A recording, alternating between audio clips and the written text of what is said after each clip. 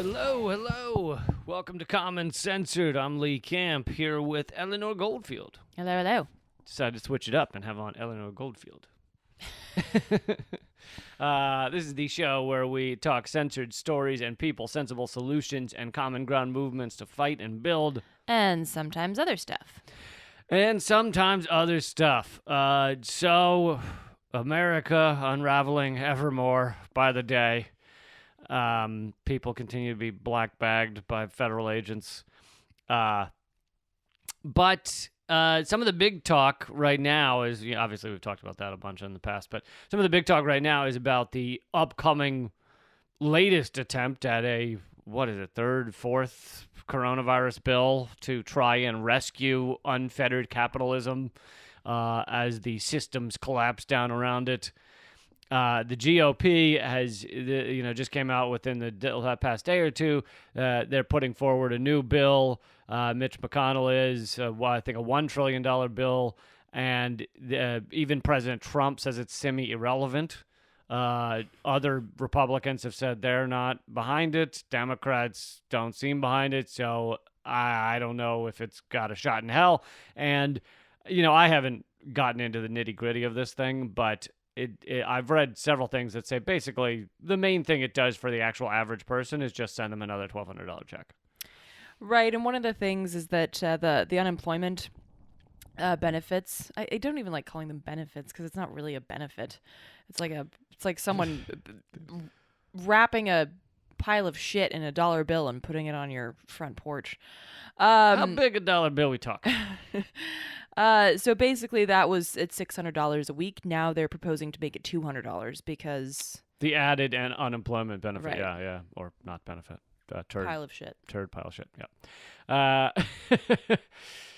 Well, yeah. So down to $200 and another $1,200 check. What it'll do for most people is just push off this avalanche of destitution, evictions. It's not going to push off all of them, but push off a fair number of them for another month or something.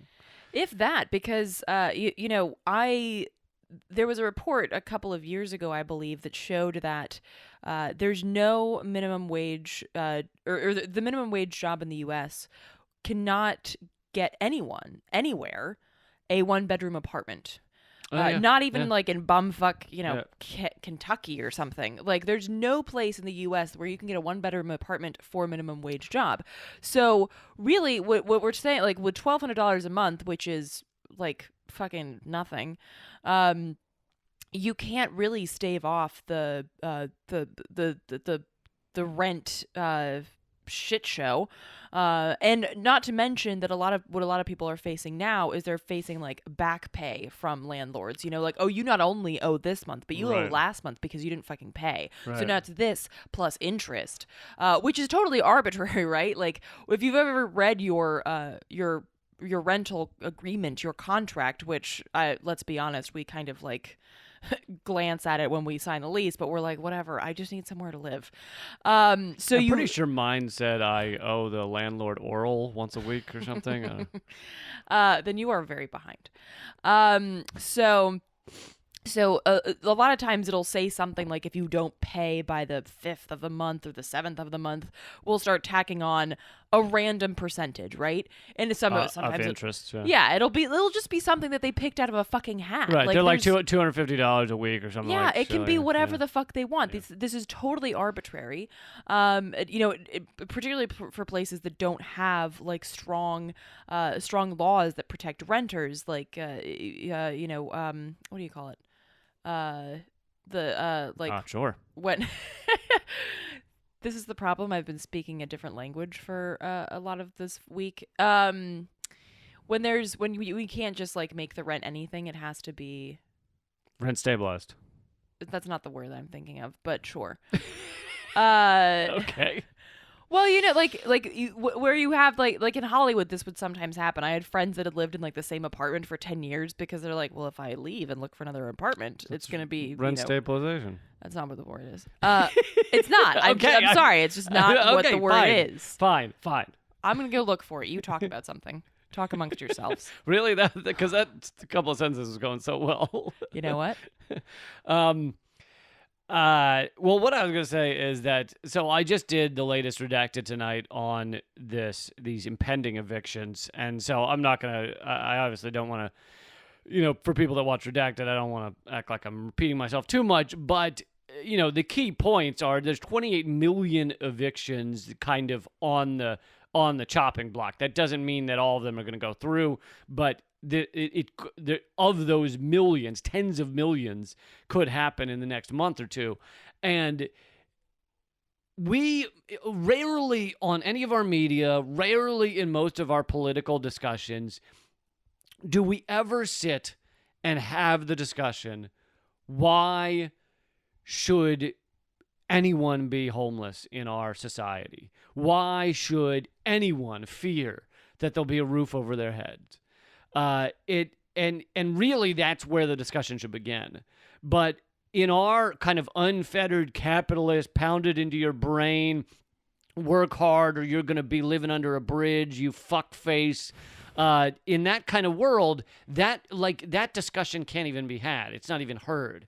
And so, we have an endless number of empty houses, apartments, just all over the landscape. Now I know we'll get to the number that you showed me the other day in a second, but the number of physical houses that are empty compared to the number of homeless. During the Great Recession, it was 6 empty houses for every homeless person. Now, this is a house. This is not a room. This is not a boarding room. This is an empty house. 6 for every homeless person. Nowadays, it's probably around 3. It's tough to get exact numbers, but it's probably around 3. However, that does not count every room, place, rental, Airbnb, and so I know you found another number, right?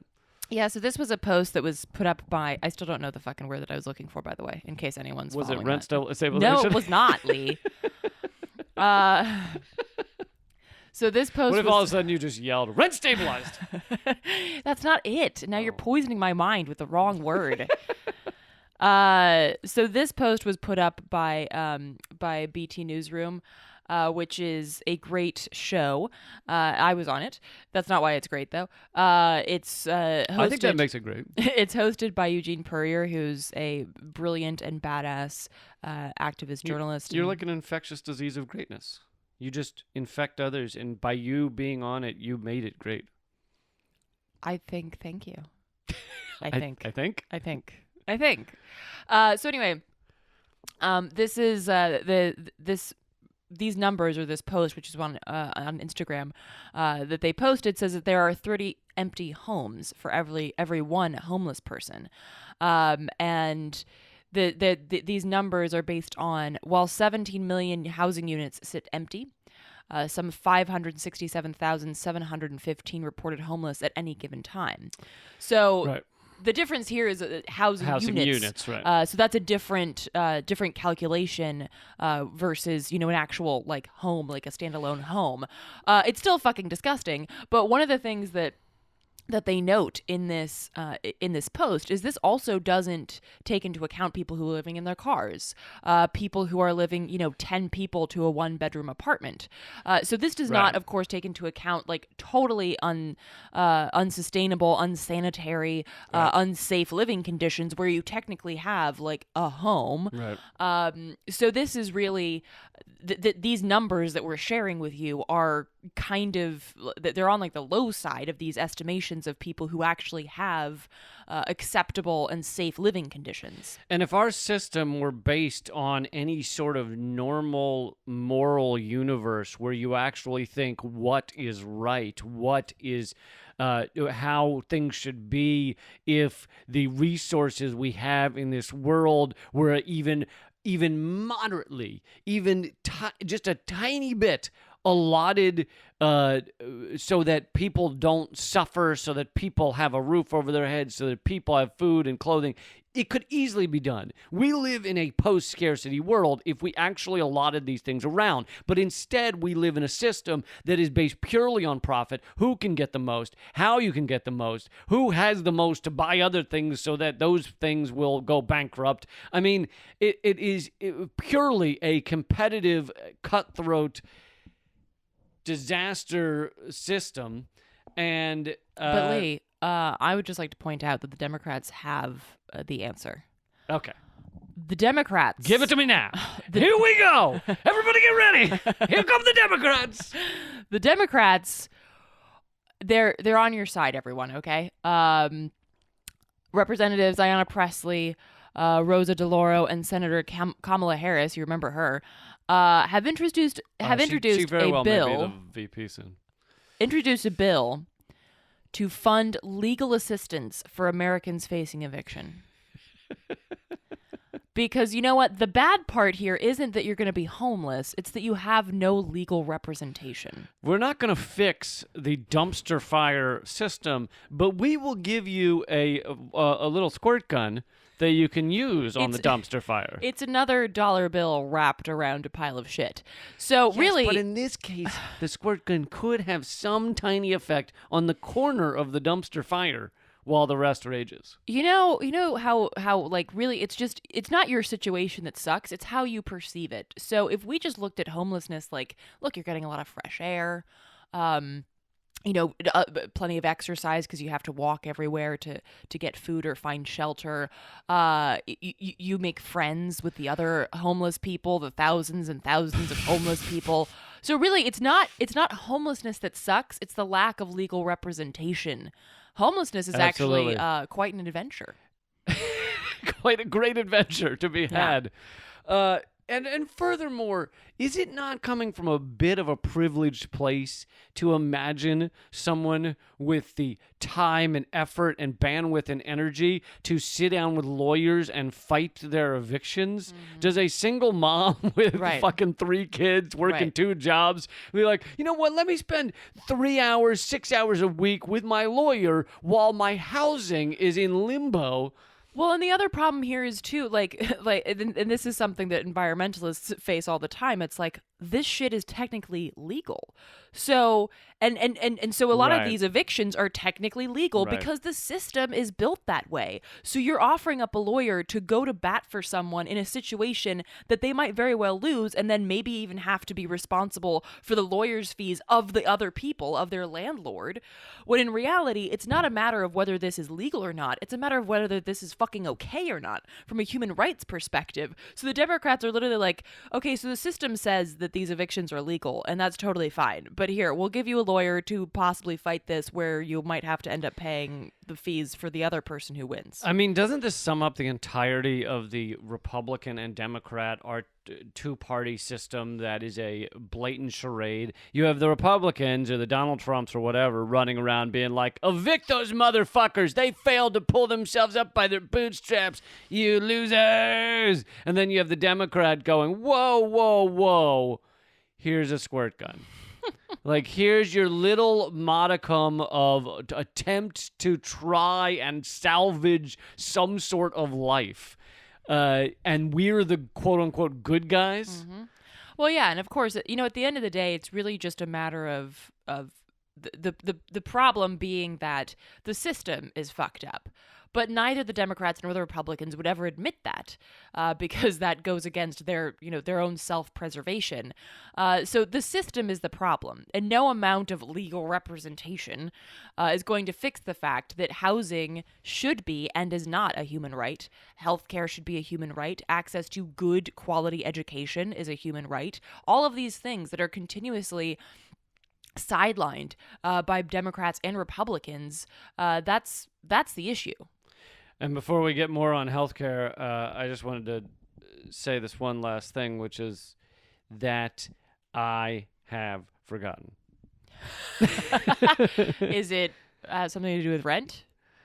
It was definitely something to do with housing. The rent, but the rent stabilization. Stabilization. It's not rent moratorium either. It's when they can't Eviction raise moratorium? the rent. They can't raise the rent That's a rent over stabilized. over a certain amount at a certain, you know. That's why there are people Why like are you certain it's not rent stabilized? it's because it's not. Okay. It's just not. Okay. God damn it. Okay. All right. Well, when I come up with what I was going to say, I'm going to blurt it out in the middle of some unrelated. Don't you do that anyway? Sometimes. Okay. So another baffling move by the Democrats. Not really baffling if you understand how they work. So 5 million people so far have lost health coverage during the pandemic. Oh, I know. It's not rent stabilization. It's the last thing that because I don't know whether some listeners who maybe are thinking the same thing, but when I posted the redacted clip about the 28 million evictions and exactly everything we just said, there is enough housing for everybody in this country if we really wanted. The complaints or the anger I was getting, which was surprising, on like the Facebook comments was, "Fuck you, man. I'm one of those, relatively poor Americans, and you're not going to take my house." Rent control. Rent control. So now we're both blurting out random things from earlier. Rent control. Is rent control the champions? Is rent control different from my rent stabilization? friend. I don't know, but the word is control. Rent control, okay? I don't mess around with rent stabilization, okay? My word is rent control. Okay, fair enough. Okay. You got it. You're going to get this tattooed on your bicep now. But I had these people being like, "Fuck you, man. I got my house. You're not going to take my house. You're not going to." And they've been successfully propagandized to believe that the only way everybody in this country is housed in some way means we are going to take your house or something. Like, they think that's how the system would work if everyone was housed, which is not how it would work. Well, and this really speaks to the propaganda of, when we talk about us versus them, a lot of people think it's us versus other poor people. So somebody similarly sent me a message and said that they had rented their back garage area to someone because they're a senior and they don't have a lot of income. And so do I think that it would be fair if this person who rented their back garage just stopped paying them and said, "Fuck you"? And he's like, "I need that money for my medicine and my food." And I was like, "Yes, I want you to die slowly and painfully." And it's like, "No, dude, we're on the same side." Yeah, I think that your renter should have the ability to have housing. I also think that you should get your meds for free. Right. I also think that, it's like all of these things are true at the same time. And Like the system we're envisioning is just bringing a senior to everybody and being like, "This is yours now." What? I don't want a senior. Too late. Here he is. He's in all right. He's gotten into the food. He's in the pantry. So it's like this sort of this divide and conquer mentality is so deeply felt by a lot of people who have just who are just scraping by using the tools that the system gives them by renting out their garage or whatever. But it's like, I'm not trying to attack you. They're trying to attack you. We're on the same side. Like, you and your renter should be showing up to these rent strike, because this guy shouldn't have to pay his mortgage. He shouldn't have to pay for his meds. Like, we're all in this together. Right. So stop Right. throwing shit at each other on this horizontal playing field. Yeah, I mean, they really have been so indoctrinated that the idea of it's either fuck you or I get fucked, they can't ever see past that. Anything you get must be coming from me. Mm-hmm. And they've been successfully put into that mindset, and they cannot even for a minute think outside of it. But I interrupted you on healthcare. That's okay. I interrupted you on the other thing. Rent control. But do you have any idea how excited I am That was I very remembered exciting. that? It was. I can now sleep. Yeah. Not right now, but later. It's kind of like mind control and mind stabilization are very different things. They are. Yeah. Okay. So basically, 5 million people have lost health coverage during the pandemic. So far. So far. We're just getting revved up. And let's be clear, there were already millions of people who were already uninsured. Millions more were what's known as underinsured, which means that they had some health coverage, but it's like a shitty HMO or something where they don't have access to dental or certain procedures because you're just too fucking poor. So that's 5 million on top of all of those millions that are either uninsured or underinsured. Now that number is expected to triple by the end of the year. And this is because, of course, a lot of, insurance is tied to people's employment. And if you're not fucking employed, then I guess what? You don't have any health insurance. Well, and if we had a functioning society, you would not be forced to be a slave to a job you don't want to have because that's where your health insurance is. And how many of us are in that position? I mean, even people that are pretty goddamn well off are like, I can't leave. I won't have health insurance. I could go, despite the fact that I've made a lot of money, blah, blah, blah, I could go bankrupt within a year if something were to happen to me. The latest studies show that 62%, around 60% of people who get cancer within 2 years have exhausted their life savings. And many of those are people with insurance. Oh, yeah. And they end up exhausting their life savings within 2 years. And that is why treating cancer is a multi hundreds of billions of dollars a year are made treating cancer. So giving people a cure to cancer or something, an easier cure would be, it's not where the research is directed. I'm not even claiming, a greater conspiracy of they have the cure and they're not giving it to us. Let's just say, is their research directed in that area? No, it's going to be directed in treatment because it just makes them so goddamn much money. So, and to that point, this number I'm getting from a website called healthoverprofit.org, which is pushing for universal health care. And I think these numbers are like from 2017 or 2018, so it's probably more at this point, but almost 80% of people who went bankrupt from medical expenses actually had health insurance. Right. And folks will recognize this, like when you go to the doctor or, like hopefully not something more serious where you're like in the emergency room or something, there'll be those columns where it's like, this is the bill, this is what your insurance pays, and this is what you have to pay. And then this is what's added on by a guy we met last week who came by. And depending on your insurance, the what you have to pay is astronomical. And so there's two reasons that people go bankrupt even when they have insurance. One is probably the most common one people think about, which is their insurance says we will cover up to $5,000. So then you get cancer and your bills are like $50,000. And so now, oh great, you covered $5,000 of my $50,000 bills. So that's one of the most common ways. But there's also the fact that a lot of these insurance companies, they've put in all these stipulations to try and make sure they don't have to cover things. And so you end up in a fight with the insurance company saying, no, you of course have to cover my cancer. Oh, no, you had acne you didn't disclose before we started covering you, blah, blah, blah. And so a lot of it comes down to these fights on the phone with these insurance companies, and their whole system is set up to make sure you don't get covered. So yes, sometimes you can win these battles, you can win these fights, but it is incredibly hard, and it is like devoting your life, for months to just sitting on hold with the hold music that's like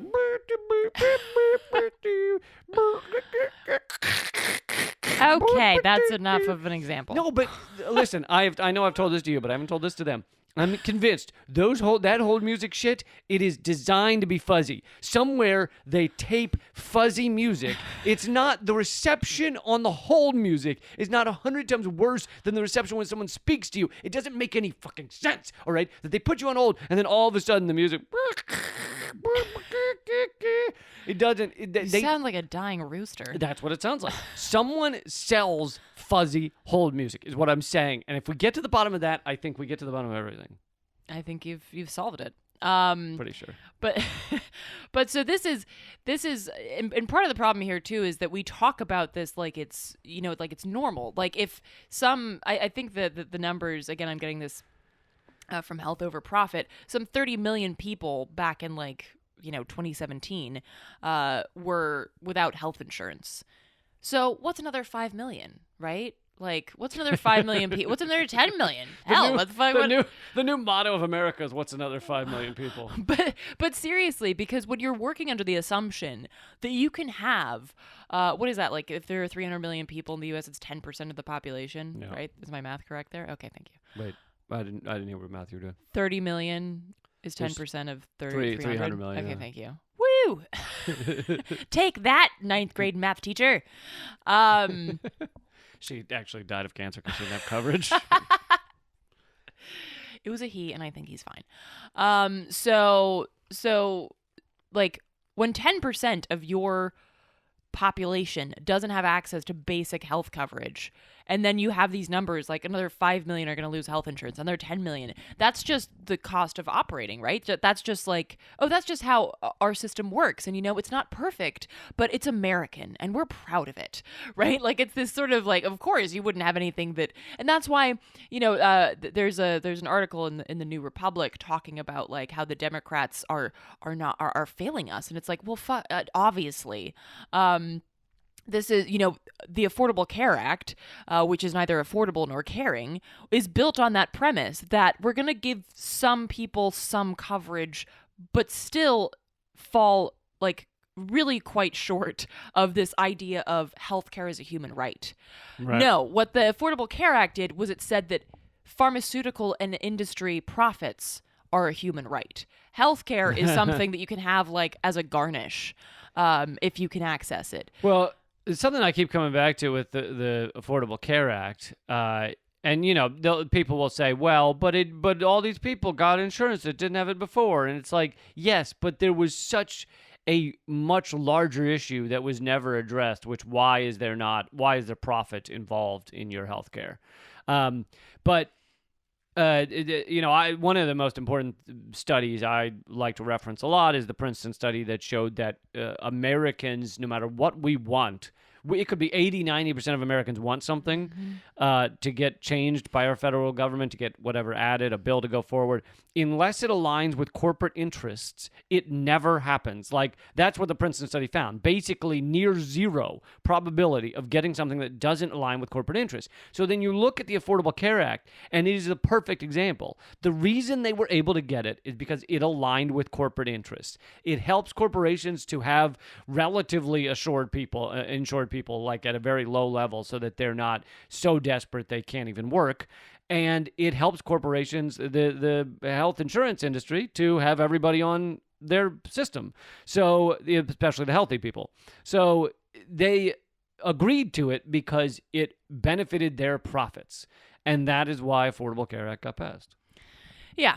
So yeah, basically the Democrats are not, once again, are not doing anything to really address the underlying issue, which is that profit is more important than people's lives. And particularly in the midst of this pandemic, the fact that people don't have universal health care is a fucking, it's a crime against humanity. Okay, so we're going to move on. Some quick housekeeping notes. Please become a member if you get a chance. We have no ads or for anything. We're not sponsored by anybody. This is completely us to you, this podcast.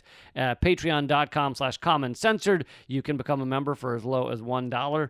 And let's see, what else? We are doing a live stream this Friday, we're hoping. We think it will be, we got to do a different time this week, so we're thinking it's going to be at 5 p.m. Eastern at youtube.com/moment of clarity. I will be sending out an email with that time as well if you're on the email list, but it is likely 5 p.m. Eastern time, Friday, youtube.com/moment of clarity. Also, Eleanor's movie is available at hardroadofhope.com. It keeps getting great reviews. You should definitely check it out, especially if you have any concern about fracking, big oil, big corporations, or even just West Virginia. Or even if you don't care about West Virginia. I know. It really is an example for the entire nation. So also, let's see, my comedy special is free at leecampamerican.com. You can email us topics and ideas, commoncensored@protonmail.com. And Eleanor's work, writing and everything else is at artkillingapathy.com. Yes, indeed. Okay, so let's keep going on. This next part is kind of an update, a grim update about the Dakota Access Pipeline. We recently brought to you some great pipeline news. Luckily, it was not just about Dakota Access. It was also about Keystone and the ACL pipeline, which is it's ACP. ACP pipeline. ACP, not ACP pipeline. That'd be too many pipelines. It's like they say ATM machine. Yeah. Exactly.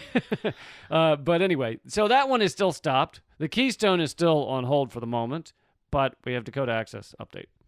So yeah. And this is why it's important. The diversity of tactics is so important.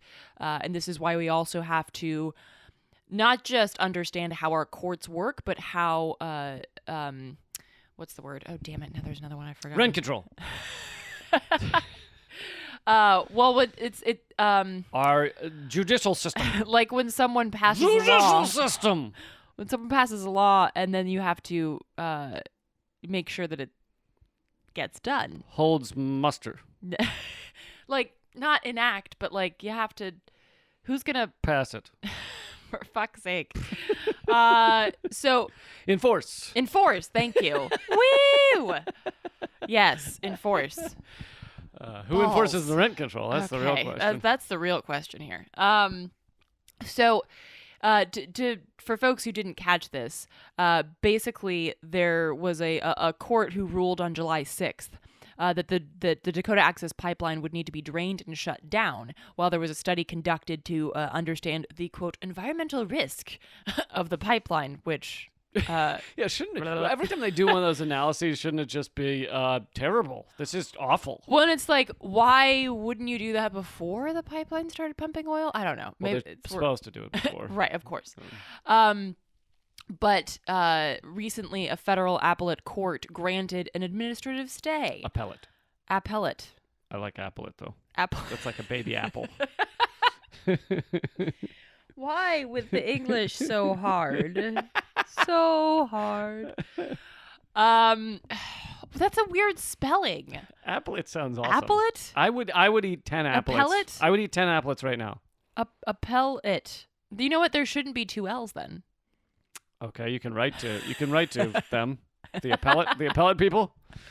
Okay. Anyway, that fucking court granted a stay to ETP, Energy Transfer Partners, to basically say that, like, okay, you don't have to drain it. You don't have to, we're granting a stay of execution, basically. And this comes after Kelsey Warren, the CEO of ETP, said, like, after the original order to drain the pipeline came through, he was like, no, we're not going to do that. Just like straight up said, we're not doing that. They just kept pumping. Well, this is the thing. When we initially covered this story, and I think I said it at the time, I was hesitant to believe that stopping these pipelines would happen even for just the 30 days that they said, because, like, we already brought this up, but you were down in Louisiana and there was a hold, and they're just doing construction anyway. Because if they get caught, it's a fine. It's like a parking ticket. Well, and that's the thing. It's like when I was down in Louisiana and there had been a work stoppage, and so people, we kept, checking in on them to see if they were still building the Bayou Bridge pipeline. And sure enough, there was a full construction site. And so we called the Army Corps of Engineers. That's not our problem. Call someone else. And so here's the thing. Nobody is tasked with enforcing these, these decisions by judges. The judges just pass the decision and think, well, my job's done. But nobody wants to enforce it. And part of the reason is, of course, that, the fossil fuel industry, which is a story that I wrote down here. The fossil fuel industry is very, very tight with law enforcement. Yeah, exactly. And imagine that it actually was getting to the point that they were going to shut it down. Okay, now Energy Transfer Partners, an incredibly powerful, multi-billion-dollar organization that is incredibly important to, quote unquote important to Louisiana and their income and how much they pay this, the help, help the state with their oil income. They call up the governor of Louisiana, and the governor calls the little state patrol people and says, hey, leave this construction site alone. Well, guess what? They can keep construction going. Like, that's all it takes. A couple of phone calls. It's not even a big deal to them. Right. And so there's just a series of total lack of enforcement. And so this latest issue. Whereas you show up with a strongly worded sign, and right now in New York or I know. Portland or Chicago, and they'll fucking Black bag you. they'll enforce the shit out of that. They'll beat you over the head with a sign and black bag you, and yeah. So we got to make sure to stop that from happening, but not the pipelines. Yeah. So basically, this continues to go back and forth. An attorney for the Standing Rock Sioux said that they sort of expected this volley to continue. So the fight. The fight definitely continues, but it really speaks to how we have to understand our judicial system and how we have to recognize that even if a judge passes something, that seems benevolent, that the fight continues outside of the court because there's nobody to enforce that court's decision most times. But as we said last time, the positive is that if you can cause any kinds of delays, if you can cause court costs, if you can cause them to have to, put people, on the ground, spend more on marketing because their brand is getting tarnished, all of those things help make it less profitable for them to put forward these pipelines. And if you delay them long enough, then you can end up with like the case with the Atlantic Coast Pipeline, where they ultimately decided spending billions on a new pipeline was not worth it for them. Yeah, and this ties into there was a new report that came out from I believe it was the National Black Environmental Justice Network. The connection between the fossil fuel industry and racist policing. So this is like when we talk a lot about the Black Lives Matter, or if we talk about environmental issues, oftentimes folks will talk about them as like that singular issue. But of course, I can't remember who said this, but like we can't fight single issues because no one lives a single issue life. You are a collection of all of these issues that we face as people in today's society. So it's important to recognize how these things I'm a single issue person. I'm just fighting to get rid of fuzzy hold music. That's it. Fuzzy hole music? Hold music. Hold. I see. I thought you said fuzzy hole music.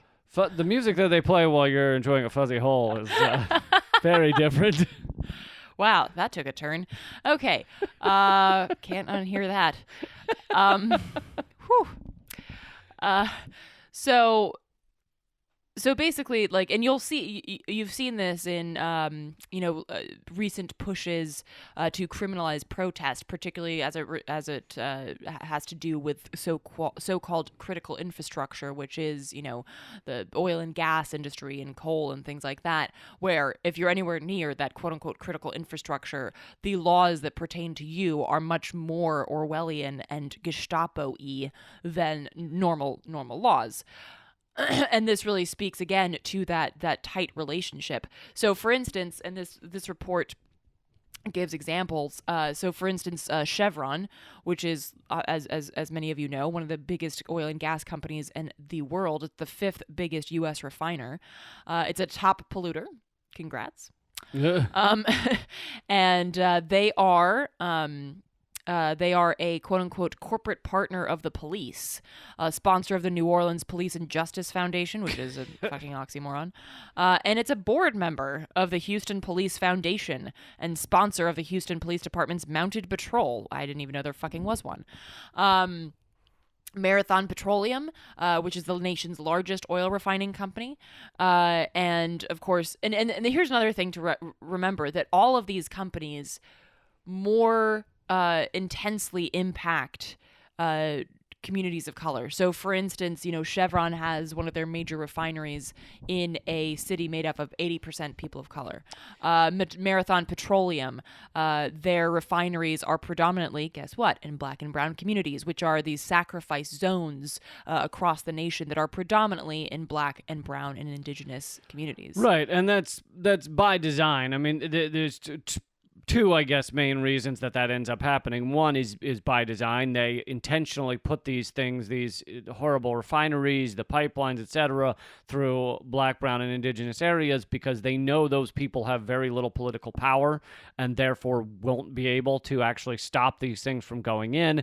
The white areas tend to have more political power. They tend to have the ear of the governor or the senators or whoever else, and they have more likely chance of stopping this stuff from happening in their backyard, right? In NIMBY, not in my backyard. So that's one of the big reasons. Another is because these are some of the most, toxic jobs, which it's easier for people that are often poor to get those jobs. So sometimes these areas will attract the people that America has chewed up and beaten down because they're, terrible jobs but these people will take anything sometimes. Yeah, I mean, if your choice is to take a shitty job and Right. watch your family starve, most people are going to take the shitty job. Right. And so I'm not going to go through all of these, but it's a great report that really shows how integrated this is. It also covers utility companies and then, of course, financial institutions. So this is all funding of police and police The connections between the fossil fuel industry and police brutality, which is, which includes, of course, the financial institutions that back these projects. Everybody from J.P. Morgan Chase to Wells Fargo to Bank of America. Of course, BlackRock is like the world's largest asset manager, so that's a huge one. They have some $87 billion invested in fossil fuel companies, which I don't even know what that means. These numbers are so fucking massive. They are massive. So yeah, there's a little graphic that shows the fossil fuel industry funding of the police, and it's really powerful. I'm not really like a visual person, but I like when people draw me pictures. So this picture is a very powerful graphic of that connection between the industry and police, and it's really important, I think, to have graphics like these and to have reports like this because it shows once again that none of these issues are singular. Mm-hmm. And when we say defund the police, we are also necessarily saying that we have to defund the other entities that make a profit off of having the police work for them.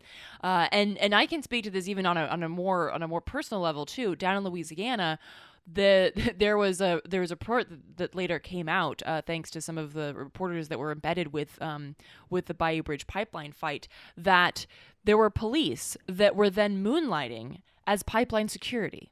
Yeah. So they were literally both a police officer and pipeline security at the those were their two jobs. So this isn't just a matter of they're cozy. Sometimes they are literally the same fucking people. Sometimes they're in each other's fuzzy holes. Let's just say that. All right, so shall we move on to this? So I'm excited to get to this topic because it is so infuriating. I had a viral Facebook post, which is, even though I have a giant Facebook page, they've had me shadow banned for 4 years now. Basically, after the last election, Facebook just stopped allowing me to get beyond the number I was at, which was 335,000 followers. So now they've dwindled my followership to 327 or something, and this is the first viral post I've had in like 4 years. So either they've changed their algorithm and they're now allowing it a little bit, or this post was so massive that they basically couldn't hold it down. Anyway. Can't keep a good man down. Can't keep a good man down. But so this is a post I made about Jeff Bezos. Now, many of you know these numbers. I think many of the people that shared this post, the 80,000 or something that people that shared this post, probably didn't know some of these numbers. And also there's a current story about Bezos in front of Congress, which I'll get to that in a second. But anyway, my meme that I put up, which everyone can look at facebook.com/LeeCampComedian, is Bezos now has roughly $189 billion. $189 billion with a B. He has gained, in last week, or maybe it was 2 weeks ago, he gained $13 billion in a day. I don't know what that means. 13 billion. Okay, these are unimaginable numbers. The average American makes $32,000 a year, apparently. That's the average pay for most Americans is, around there. To make as much as Bezos, would anyone like to guess how long that American making $32,000 a year, and let's assume they have zero taxes and they are not spending any money, how long would it take that American to have $189 billion? The answer is they would need to work for 5.9 million years. Nearly 6 million years which of course would be of longer working. because you can't not spend the money that you make. Right. Well, taxing and everything else. Yeah. So it's really It's over 6 million years. Well, it'd be impossible. It would because you. Well, it's also impossible because you're not going to live that long. Wait, what? Hold on. Wait, what happens after life? I don't understand. No, but it'd be impossible because you'd be spending the money as you go. But let's assume you're not spending any of the money. It would take you 5.9 million years. So anyway, that post went viral on Facebook. Now, Jeff Bezos is supposed to go in front of Congress this week. I believe it's this week because he and the other tech companies are going to testify to Congress about data collection and surveillance and what they're involved in on that front. Now, as many of you know, Congress does these things every once in a while, but it's really just a show. They hardly ever actually restrain or restrict these massive corporations from doing what they're doing.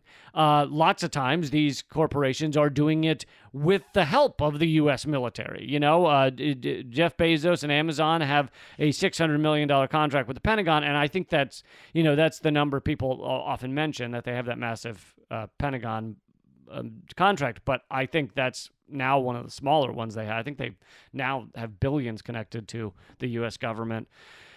Anyway, he's going to go in front of Congress, and I could say leaked, but I'm sure he put this out. He and his marketing people put this out. Basically, have put out what it is he plans to say, and it starts off by talking extensively about how his mother was she was 16 when she had him, and his father was 17, and his father had come from Cuba because the revolution had happened there, and his parents were feared for his life, so they sent their little boy to America. And woe is poor Jeff Bezos had the teenage parents. So I think what he's saying is that tough. If your parents were teenagers when they had you, you should also have $187 billion. Is that what he's saying?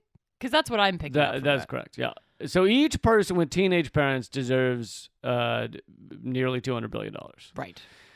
No, this is, but the larger point, obviously. So, so there is some talk about Congress actually looking into antitrust violations of Amazon. Is Amazon a monopoly? Is it getting too big? Apparently, they've chosen not to do that until it's still not done. They've still not done it. Mm-hmm. No, it's not too big at all. It's not. Amazon doesn't own the world at all. Just the fact that you'd have to ask that fucking question. I know. But this stuff about his life is horseshit. It doesn't matter. It doesn't matter where you came from. It doesn't matter whether your parents were teenagers. It doesn't matter whether they sent you from Cuba. None of it matters. All right? Yes, these corporations are taking up way too much data. They're stealing all our data. They're surveilling us ad nauseum. I mean, yes, absolutely. Amazon has their fucking Echo? Is that what it's called? They're where we've Alexa thing. People are all bugging their own apartments. So it's like. Yeah, and that's listening to everything you say. I mean, yes, it doesn't matter who his fucking parents were.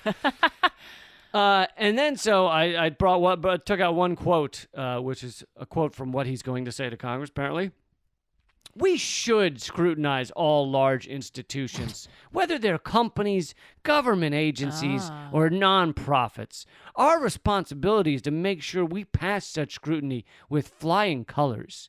And then the headlines for the newspapers get to run with Bezos says big companies should have more scrutiny. Mm-hmm. So they get to run with that headline. But here's why he's fine with saying that, and here's why he knows it doesn't matter, is because they own the government, essentially. When they say the government should monitor us, we are now at a point in late-stage capitalism where these companies, they own the government. They run the government. The number of people that Bezos, politicians that Bezos or his, various, subsidiaries could donate to, fund to get into office, fund if they want to stop someone from getting into office.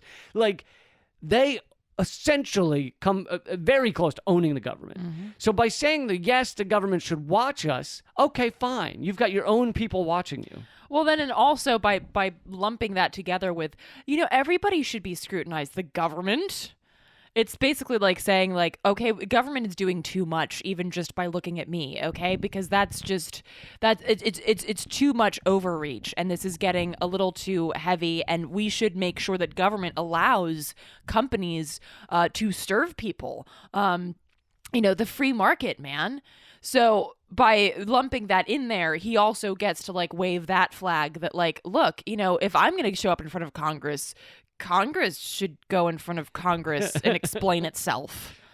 Like, true. And you got to remember that when you have this level of corruption and capture, really is the best word for this, the capture of the government, the capture of the media. Jeff Bezos owns the Washington Post.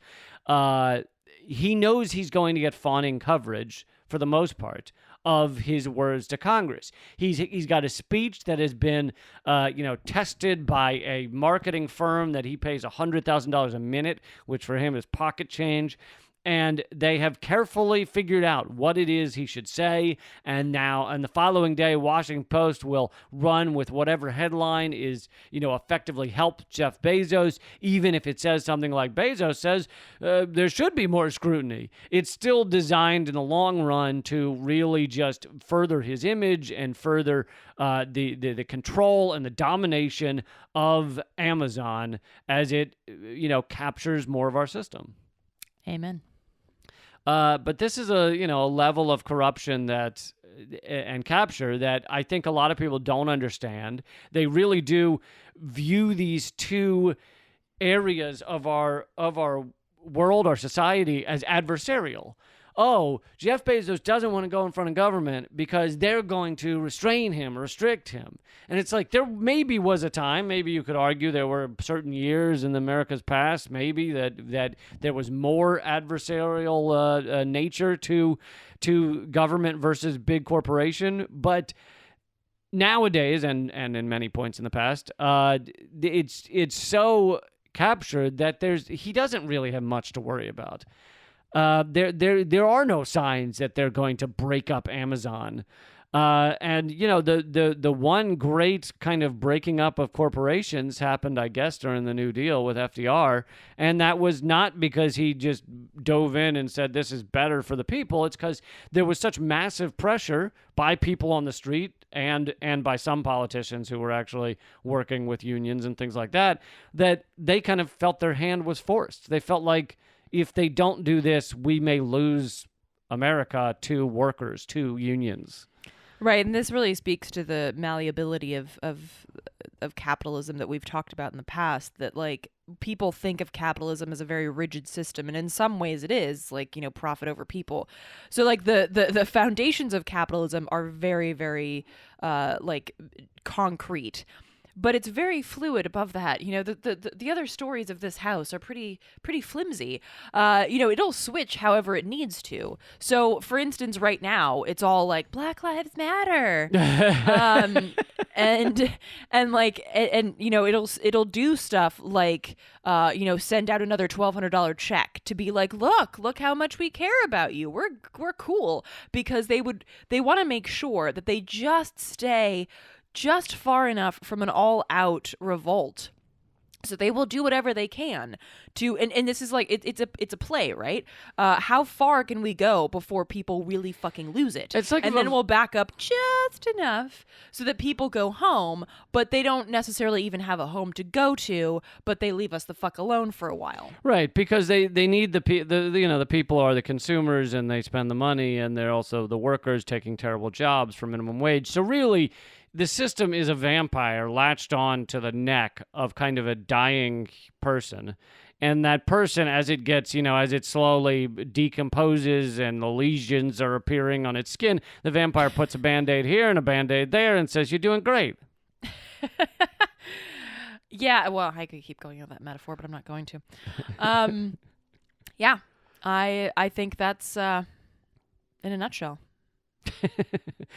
So I think we're going to wrap it up here, but we're going to head on over to patreon.com/commoncensored to do a little extra content. We'd love for you to join us over there. That's patreon.com/commoncensored. Also, we are likely doing a live stream this week, this Friday at 5 p.m. Eastern at youtube.com/momentofclarity. Eleanor's movie is at hardroadofhope.com. You can watch my comedy special for free at leecampamerican.com. And my book is at leecampbook.com. And what else am I missing? That's it. All right. Keep fighting, everybody. Act out.